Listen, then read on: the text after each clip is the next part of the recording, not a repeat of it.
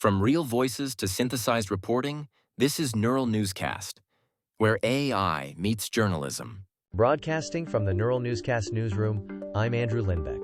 It's November 30th, 2025.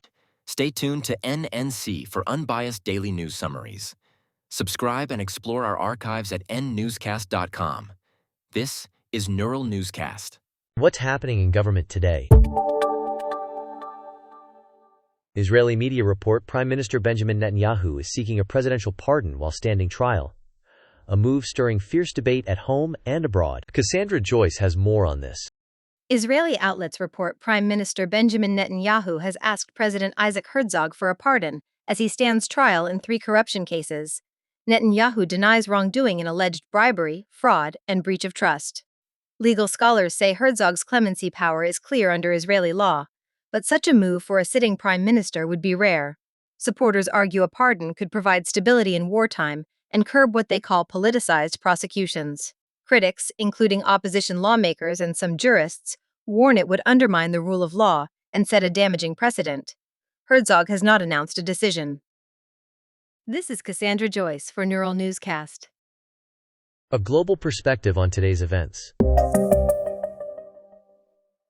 Ukrainian officials say Kyiv is pursuing renewed talks after a leadership shakeup, as Russian strikes hit energy sites and logistics hubs. Monica Kellen has more on this.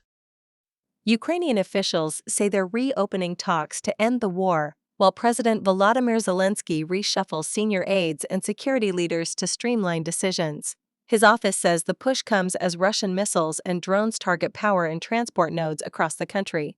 Kyiv seeks additional air defenses and longer-range weapons from partners to strengthen its negotiating position, according to the president's office.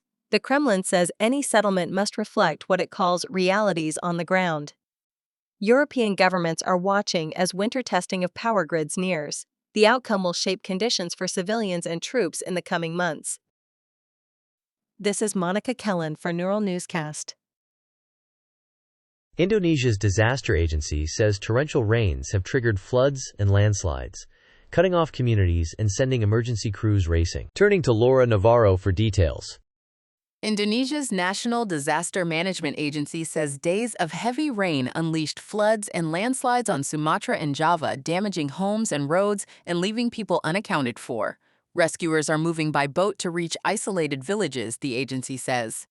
In Thailand, the Department of Disaster Prevention and Mitigation reports inundation in southern provinces after monsoon downpours. Authorities in both countries have opened shelters and urged residents to evacuate from slopes and riverbanks. Forecasters warn more rain is likely in the near term. Regional governments say priorities include restoring power, clearing debris, and securing clean water as searches continue. This is Laura Navarro for Neural Newscast. Up next, more news you need to know. Northwestern reaches a settlement to restore federal funding, ending investigations tied to campus discrimination complaints, the university and the U.S. Department of Education say. Stories impacting our well-being. Advocates and pediatric specialists urge wider spinal muscular atrophy checks at birth, saying broader newborn screening could change outcomes. Digital breakthroughs and discoveries. AI-generated videos are proliferating online, and digital forensics experts offer visual checks and a quiz to help spot fakes. Benjamin Carter joins us with the latest. Neuralink says a patient using its brain-computer implant is controlling a cursor and even a connected webcam, expanding how he navigates a computer. In a company video, engineers describe using standard accessories to pan the view left and right. The demonstration suggests off-the-shelf tools can extend neurotech capabilities for people with paralysis, researchers say.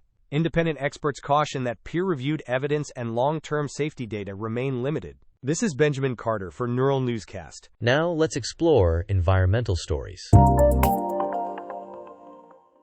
Louisville's water utility says it detected a sudden PFAS spike tied to an upstream factory, prompting expanded testing and legal action. Sports stories making headlines.